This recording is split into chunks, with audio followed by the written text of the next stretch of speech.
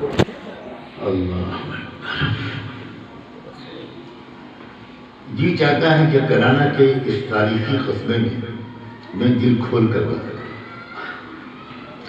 کرانا والے خود کرانا کو نہیں جانتے ہوں گے، ایسا میرا گمان ہے۔ کرانا کے ایک شخص، ایک بندے نے پوری دنیا کے کفر کو لرزا دیا تھا۔ یہ کرانا ہو جاتا ہے ایک انسان،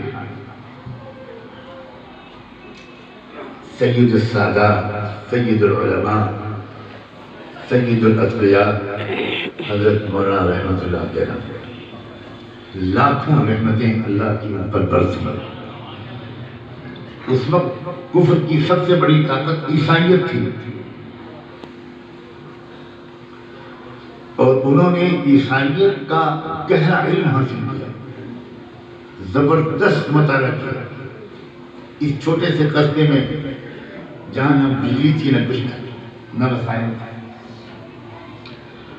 اور اس کے بعد انہوں نے چیلنج کرنا شروع کیا کہ کوئی عیسائی ماہر امریکہ سے، یورپ سے، مشرق سے، مغرب سے، شمال سے، جنوب سے، کہیں سے آ کر مجھ سے بحث کرے۔ تو یہاں پر ایک کرسچن مبلغ تھا، فنڈر،